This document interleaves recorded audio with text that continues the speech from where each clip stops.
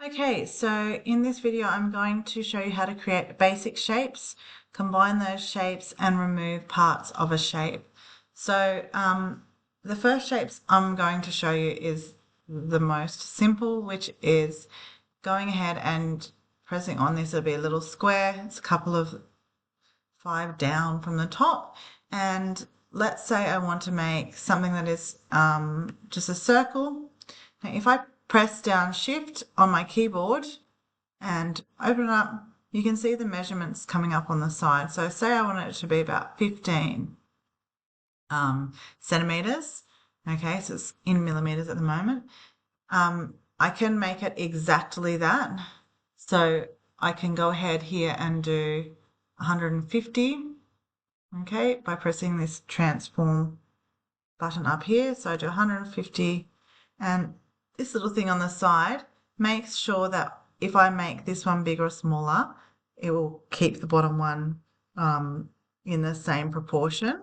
So now they both have come up as 150, so it's a perfect circle of 15 centimeters or 150 millimeters. Okay, so that's how you make a basic shape, and you can go ahead, you just press down that button and you can change it. So you can do star or whatever that you want to do. And if I want to transform it, if I want to do one side like a more of a flatter star, I could go ahead and make it 250, for example, and keep the other one, makes it wider. I'll just show that with a slightly bigger. So I'm going to do 300. So it's making it wider. If I put that on there, as I make it bigger, it actually will stay in proportion to whatever it is there. Okay, so that is how you can make and adjust the shape sizes of basic shapes. Now, let's just say I'm going to select that, make it a little bit smaller. All right. I'm just doing it by sight. It's no big deal. I'm going to take it and I want to make a shape where it's a combination of a star and a circle. I'm just going to pull them down together. So I'm going to pull that down to the center, and I'm just going to adjust it there. Let's have a look at that top one, and I want those to be in line with each other. Okay, and I'm going to make that little, so that little corner there is in a line with each other. So, excuse me. I'm now going to go up to window again. So this is a great place to go, and I'm going to find Pathfinder just by scrolling down.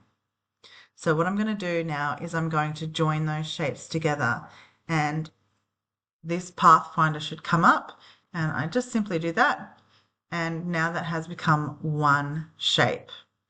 All right, I'm going to press Control Z or Command Z depending on your computer. All right, and I'm just going to actually fill it with black, fill both of them with black. Make them black just for the sake of showing you what's going on. All right, so now let's imagine that I want to have a star cut out from the center of this. Okay, I might just make that one pink for now. I'm going to put that star in the middle. Let's say that's where I want it to be.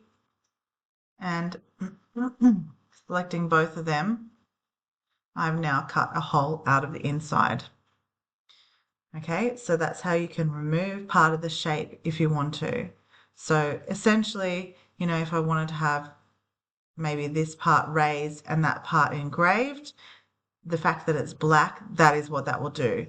If I wanted to cut it at a certain point, so maybe I want the outside part of it to be cut. All right, so I would then bring it up to the cutting thing. And if I zoom in, all right, so it's made it so this part here as well is also being cut like that.